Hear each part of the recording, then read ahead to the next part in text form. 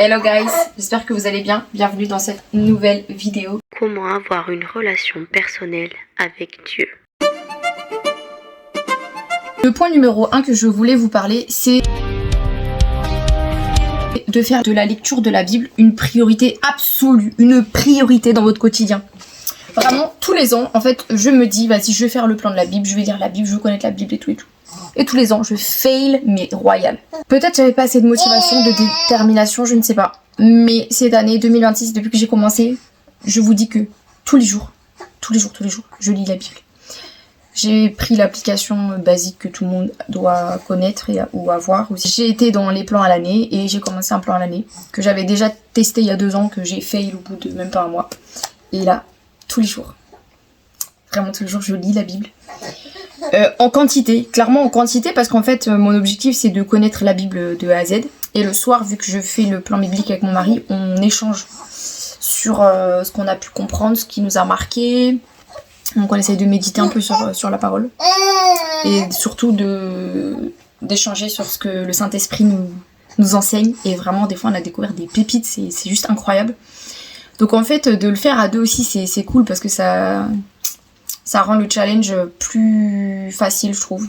Donc voilà. Mais bon, cette année, je suis tellement déter que là, maintenant, ça fait tout le mois de janvier et début février que j'ai pas raté un seul jour.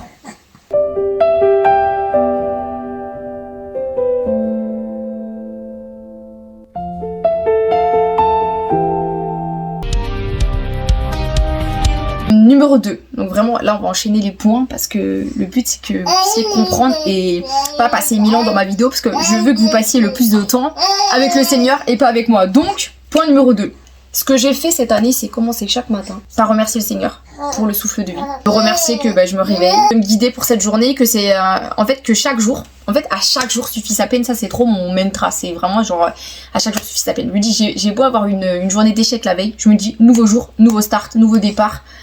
Nouvelle motivation, nouvel objectif. Par exemple, hier soir, par exemple, j'étais grave déprimée. Clairement, j'étais déprimée parce que suite à mon accouchement, j'ai eu une descente d'organes. Et la réalité m'a rappelé que c'est pas guéri. Et pourtant, je suis déterminée. Et là, je me suis lancée, pour ceux qui me suivent, dans un challenge 30 jours de fitness, un peu d'assouplissement.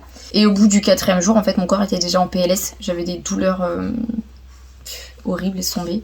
Mais bon, bref, pour pas s'éloigner des bails, je demande au Seigneur qu'est-ce qu'il attend de moi aujourd'hui, comment je peux lui être utile, comment je peux être une bonne servante, qu'est-ce qu'il attend de moi, qu'est-ce que je peux faire pour lui, est-ce que c'est quelque chose en termes de productivité ou en termes de repos, quelque chose pour le monde, quelque chose pour moi, pour ma famille, pour la maison, etc. Donc c'est lui qui choisit. Point numéro 3, c'est de lui parler tout au long de la journée. Et ça va créer une connexion avec le Seigneur. Ça va vous entraîner à avoir clairement une relation personnelle avec Dieu en fait. Par exemple, je sais que j'ai envie de faire telle ou telle chose et je lui dis comment je dois me coiffer, comment je dois m'habiller. Et le Saint-Esprit me met à cœur, me met dans ma tête des idées de coiffure ou de tenue. Le Seigneur par exemple il m'a dit fais une tresse. Et je fais une tresse dans ma coiffure et je regarde et tout, je me dis oh ouais pas mal, c'est stylé.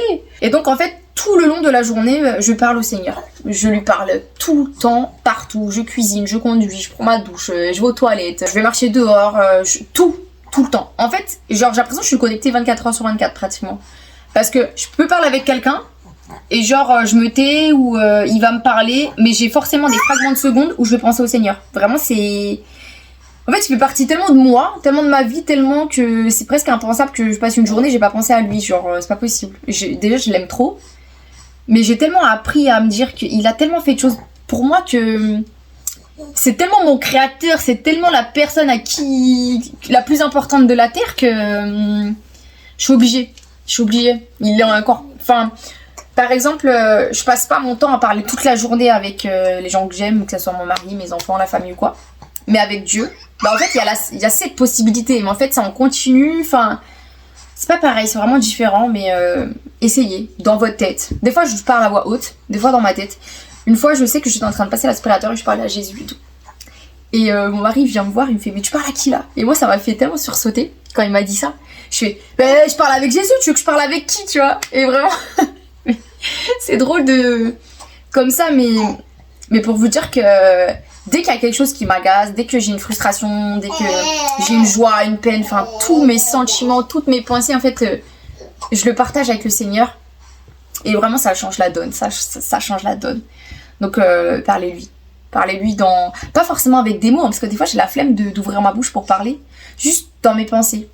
Je lui parle. Ou juste une petite pensée pour lui, ou quelque chose me le fait rappeler, ou même des questions existentielles du genre... franchement, Seigneur, t'es tellement balèze, parce que comment t'as fait pour que le nuage dans le ciel, il flotte, alors que c'est de l'eau en évaporation, alors que l'eau... vous voyez l'eau, quoi. Voilà, ça fait des flaques, ça fait des mers, des lacs. Et comment ça flotte dans le ciel, quoi. Et comment le nuage qui est tout disparate, il se remplit d'eau au point qu'après il change de couleur, après ça tombe sur la terre. Genre limite, mais pourquoi quand on est dans un avion, on traverse un nuage, l'avion il est pas tout mouillé, tout. Enfin, tu vois, vraiment, je me dis des trucs comme ça, genre des questions comme ça que je me pose en lisant la Bible, quand par exemple, quand je disais Job, chapitre 37 peut-être, où justement il parlait du nuage et je faisais une réflexion sur ça dans ma tête. Je me dis, mais Dieu, t'es trop balèze en fait. Clairement, t'es trop balèze. Comment t'as fait que l'eau s'évapore dans le ciel, elle reste, elle flotte? Parce que moi, je jette un truc dans le ciel, même de l'eau. Tu vois, quand je joue avec une bataille d'eau, ça retombe. Enfin, comment toute cette quantité d'eau, elle s'évapore comme ça? Déjà, tu le vois pas. Ça flotte. Enfin, bref, voilà. Bref, je vous ai partagé ce qui se passe dans ma tête. Point 4. Apprendre à écouter le Seigneur dans vos pensées. Voilà, ça rejoint un peu le point 3 de lui parler tout au long.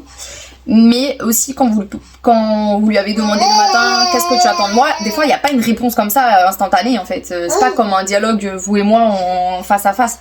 Des fois il faut prendre le temps d'écouter. Et des fois en fait il répond soit dans la parole de Dieu quand vous allez lire, soit quand vous allez lire un journal vous allez dire ah ouais, soit ça va être clairement dans vos pensées. Vous êtes là en train de, je sais pas, vous brosser les dents et d'un coup vous avez cette pensée qui vient. Et c'est pas une pensée comme nous on pourrait penser, c'est vraiment une pensée, tu sais que quand tu l'as pensée ça vient pas de toi. C'est vraiment une pensée du Seigneur. Tout comme il y a des pensées qui viennent du diable, clairement, il y a des pensées qui viennent de Dieu. Qu'on doit se taire pour l'écouter? Oui, parce qu'on parle trop. Alors viens, on se tait. Apprendre à écouter Dieu, écouter Dieu, écouter Dieu. Apprendre à écouter Dieu. Si vous êtes tellement focus, si votre pensée, votre regard, votre mindset, tout est dans le ciel, vous allez penser royaume, vous allez dire voilà, qu'est-ce que je peux faire aujourd'hui, Seigneur? Des fois ça va être un truc bête, peut-être le Seigneur il va vous dire sors, il va chez la voisine, il va lui demander si elle veut venir à la maison boire un café, je sais pas, moi j'invente, mais ça peut être ça. Le point 5, on a demandé à Dieu qu'est-ce qu'il peut attendre de nous, on a appris à l'écouter, Dieu nous parle. Et après, est-ce qu'on met en action ce qu'il nous a dit? Parce que si Dieu te dit ok maintenant tu sors, tu vas aller faire tes courses, tu vas payer les courses à la personne qui est devant toi. Est-ce que tu vas le faire? Même si tu sais que Dieu t'a demandé de le faire, est-ce que tu vas le faire? Est-ce que tu es prêt? Est-ce que ton cœur est prêt et disposé à aller faire ça? Est-ce que si Dieu te dit tu vas faire à 3h du matin un gâteau pour le ramener à l'église parce que tu dois bénir une sœur ou un frère, est-ce que tu es prêt à faire ça? Parce que écouter c'est bien, mais obéir c'est mieux. Il faut obéir. Et Dieu des fois il nous donne des choses, parce que plus on va lui demander, plus il va demander des choses à faire, qui vont nous sortir de notre zone de confort. C'est comme, je sais pas si vous vous rappelez, je pense que c'est dans l'évangile de Matthieu. My bad si c'est pas ça. Vous me corrigerez dans les commentaires. Vous vous rappelez, il y avait un jeune homme riche qui demande à Jésus qu'est-ce que je peux faire pour te suivre, pour aller au royaume, etc. etc. Et Jésus lui a dit de respecter les commandements. Et le jeune homme, il a dit oui, j'ai déjà tout fait, Seigneur, j'ai fait ci, j'ai fait ça. Donc en gros, il a tout fait bien. Et Dieu, il a dit en fait, vends toutes tes richesses et tu donnes aux pauvres.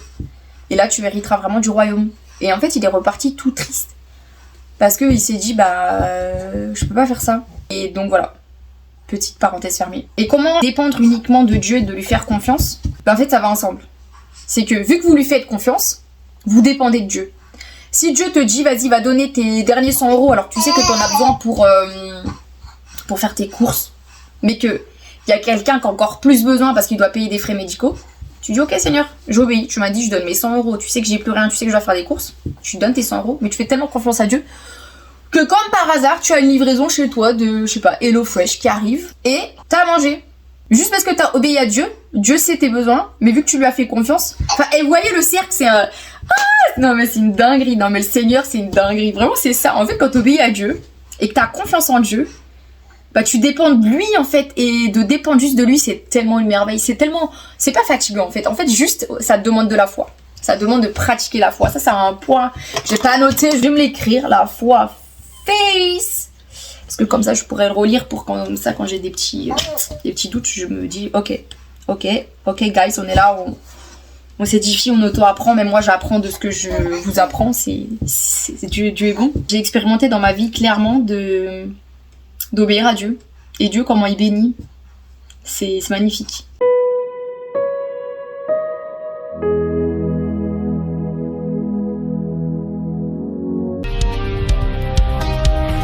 Point 6. Très important que je n'ai jamais fait, pardon Seigneur, mais j'ai vu la différence. Clairement, j'ai vu la différence, mais oh là là. Et je me dis,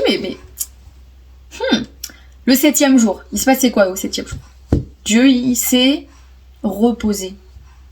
Et il a créé ce 7e jour pour que même nous, les hommes, on se repose. Pas pour travailler. Cette année, j'ai eu un déclic dans ma tête, c'est de respecter le Shabbat. Ok, on n'est pas au Shabbat d'avant où c'était samedi parce qu'on a changé tous les jours du Seigneur, on a mis au dimanche alors que le dimanche c'était le premier jour de la semaine. Le fait d'obéir à ce commandement de se reposer dans tout, pas que le travail d'aller au travail, se reposer dans les tâches ménagères, se reposer dans les projets de montage vidéo, se reposer dans toute chose. Maintenant le dimanche, je le consacre à aller à l'église en essayant de manquer le moins possible d'aller à l'église, sachant que j'avais pas d'église pendant plus d'un an, ouais, 1 an et demi. J'ai trouvé une petite église trop bien, je suis tellement bénie de Dieu, les gens sont merveilleux. Et donc voilà, j'essaye d'aller à l'église tous les dimanches et de me dire chaque dimanche c'est consacré à passer du temps en famille et no screen day. Il n'y a pas de scroll, il n'y a pas de réseaux sociaux, il n'y a rien, il n'y a pas de télé, il n'y a rien. Bon déjà chez moi il n'y a pas de télé, mais que une journée pour le Seigneur et une journée en famille. Et mais vraiment, ça change tout. Dieu, le fait qu'on a respecté ce jour de repos, on a dit c'est no screen day, que la seule chose qui importe c'est d'aller à l'église, d'être dans une communauté chrétienne, d'écouter la parole de Dieu, de lire la Bible, de passer des temps en famille. Déjà on passe des temps de famille trop géniaux. Et on a remarqué que notre fille de 4 ans et demi est beaucoup plus apaisée, beaucoup plus calme, encore plus soif de Dieu. Et en fait, il y a 2 semaines, on a décidé de faire un jeu de société. Dieu nous a tellement enseigné à travers ce jeu de société. Le jeu s'appelle Monza et c'est un jeu de course de voiture où il faut lancer 6 dés en même temps et c'est des dés de couleurs et selon les couleurs qu'il y a sur le plateau, ça vous permet d'avancer ou pas. Voilà, et vous devez faire, selon les dés, une stratégie pour avancer le plus loin possible. Mais quand je vous dis, on a eu un enseignement en direct live par le Saint-Esprit, mais ça nous a tellement édifié, fortifié, encouragé. Ça a même montré à Mila, enfin, je vais vous expliquer. Ouais, je vais vous expliquer. Donc, Mila commence, elle joue, tac, elle avance. Mon mari joue, tac, elle avance. Je joue. J'ai pas... Parce qu'en fait, pour démarrer le jeu, il faut 2 couleurs. Soit le bleu, soit le blanc. Et en fait, moi, j'ai lancé les dés. J'ai toutes les couleurs, sauf les couleurs que j'avais besoin pour avancer. 1 tour, 2 tours, 3 tours, 4 tours. Ça m'est jamais arrivé de ma vie, 4 tours. Je faisais tout le temps les mêmes couleurs de dés et tout le temps les couleurs que j'avais pas. Donc quand je voyais que mon mari avançait comme ça sur la piste de course, ma fille avançait comme ça sur le tapis de course et moi j'étais au point de départ. Et vous savez quoi? Dans ma tête là, il y a le diable qui a commencé à me dire mais vas-y attends, je vais même pas le dire. On va pas le dire. Je vais vous épeler les premières lettres et vous allez deviner, mais vous le dites pas non plus. M-A-U. Ça finit par un T. Voilà, c'est en 6 lettres. J'ai commencé à avoir cette pensée dans ma tête. Oh là là, mais vas-y, c'est parce que je dois être. Le mot qu'on doit pas prononcer. Et j'ai refusé cette pensée directe. Je me suis dit, non, ça vient pas de Dieu, c'est n'importe quoi. C'est un jeu. Oui, c'est improbable de faire 4 fois de suite les mêmes couleurs et c'est improbable d'être toujours au point de départ alors qu'on y joue toutes les semaines et ça m'est jamais arrivé. Et mon mari, lui, à contrario, on n'avait jamais gagné à ce jeu. Il s'est dit, vu qu'il était dans le premier, dans la piste, il était le premier. Il était le premier sur la piste de jeu, là. Il s'est dit, je vais gagner. Et moi, dans ma tête, je me suis dit, de toute façon, je vais perdre parce que je suis la dernière et j'ai toujours pas avancé. Et vous vous rappelez la parole de Jésus quand il a dit, les derniers seront les premiers et les premiers seront les derniers? Clairement, c'est ce qui s'est passé. Mon mari qui pensait qu'il allait gagner parce qu'il était Vous savez où il a perdu où? Devant la ligne d'arrivée. Et vous savez, moi, qui était resté là-bas, j'ai tout rattrapé après. Et Dieu m'a fait faire des accélérations, des raccourcis à travers ma petite voiture de jeu. J'ai fait des bam bam bam en même pas. On a fait je sais pas combien de tours, en même pas 2-3 tours, j'étais arrivée. Et vous savez quoi? Même moi qui pensais prendre un chemin avec mes dés, et j'ai dit ah non je bloque, j'ai re-analysé. Enfin moi je pensais que j'allais passer par un chemin à gauche. J'ai re-analysé mes dés. En fait, le chemin, c'était vers la droite. Et Dieu m'a fait faire passer comme ça. Il m'a fait passer par la droite et il m'a fait gagner. Et Dieu nous a... Oh là là, comment il nous a fait une leçon ce jour-là. Où vraiment, on a médité sur cette parole. Les derniers seront les premiers. Et les premiers seront les derniers. Et que quand t'as un ego trop... je vais gagner, c'est moi qui est premier, c'est sûr. Et que t'as aucune humilité. Tu loses. Et quand toi, tu te décourages, tu te désespères, limite, tu vas t'auto... MAU. Mais tu chasses cette parole, tu chasses ça. Le Seigneur, il t'élève. Et là, avec toute l'humilité du monde, et j'ai gagné. On était choqués. Et ça, en fait, ça nous a servi d'enseignement pour notre fille. Et le fait d'avoir respecté ce Shabbat, le fait d'avoir rien fait d'autre qu'un temps en famille, bah, Dieu nous a enseigné juste dans le quotidien. En fait, dans un jeu de société, Dieu nous a enseigné. Dieu nous a enseigné sur aussi de refuser les paroles de l'ennemi, faire confiance au Seigneur, d'avoir les yeux fixés sur Jésus et de dire c'est pas parce que t'es dernier, c'est pas parce que t'es en retard dans ton projet, c'est pas parce que t'as pas commencé ton projet, c'est pas parce que les autres, quand tu les vois, et là, ils sont dans ils sont dans le summum, ils sont dans la réussite, ils sont dans la gloire, ils sont dans limite, ils ont ouvert leur coffee shop et tout est actif et toi, t'as rien. C'est pas parce que eux, ils sont là qu'ils vont pas fail, en fait. Qu'ils vont échouer. C'est pas parce que tu les vois, toi, de tes yeux terrestres, être dans cette réussite que ça va être le cas, en fait. Dieu, ses plans, tu peux pas tester les plans de Dieu, et c'est pour ça qu'il faut apprendre à lui faire confiance, à dépendre de lui obéir, l'écouter et te dire ne t'inquiète pas mon enfant, ne t'inquiète pas. Si vous avez d'autres tips sur comment entretenir une relation personnelle avec Dieu, n'hésitez pas à les mettre dans les commentaires parce que ça va nous édifier. T'as capté?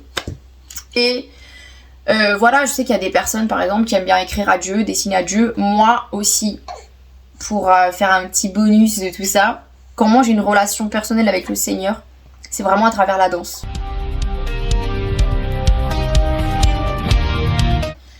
Parce qu'en fait, avec la danse, j'arrive à exprimer ce que mes mots n'expriment pas. Partager une douleur que je pourrais pas mettre des mots dessus, par un souffle, par un mouvement. Je sais que quand je danse, j'arrive vraiment, mon esprit arrive à être connecté avec Dieu. J'arrive juste par la respiration.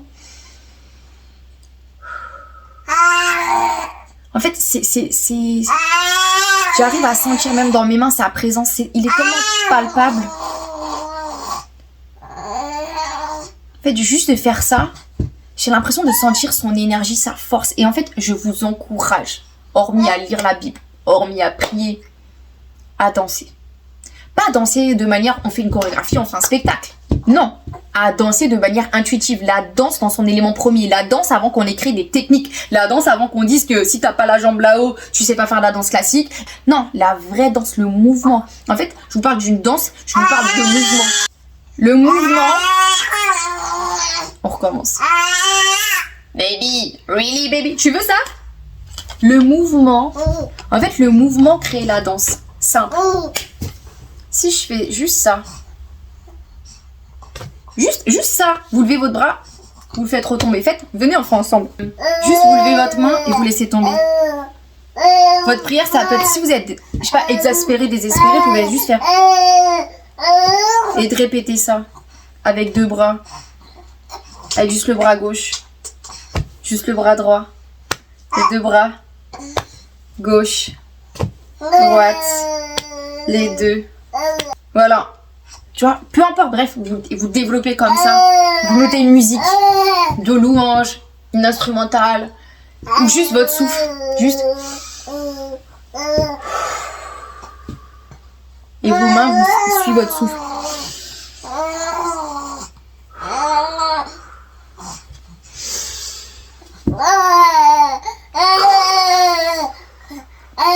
Voilà, bon, vous comprenez le concept. Si jamais j'arrive, parce que cette année Dieu m'a dit focus sur Inspired Dance Movement, le projet Danse Thérapie que le Seigneur m'a mis à cœur. Voilà, allez me donner de la force si vous voulez. J'ai fait une page YouTube. Pour l'instant, j'avais mis un petit stand-by parce que bah, j'étais tombée enceinte et j'étais très malade et j'ai eu un accouchement terrible et un postpartum là qui est terrible. Mais Dieu m'appelle à aller dedans, donc je vais juste obéir. Donc bah, si vous voulez être les premiers à voir les vidéos, les news, on va parler mouvement, danse, thérapie, corps, âme, esprit, enfin voilà. Ça va être un package du Saint-Esprit. Je vais vous coacher, mais ça va pas être moi qui vais vous coacher, c'est le Saint-Esprit qui va vous coacher à travers moi. Moi je serai juste son instrument entre ses mains. Et à lui, il lui revient toute la gloire, toutes les idées, toutes les inspirations et à lui seul. Donc voilà, j'espère que vous avez aimé cette vidéo, que mon petit bébé Isaiah vous a pas trop dérangé. Voilà, love you. Je vous dis à la prochaine. Bye.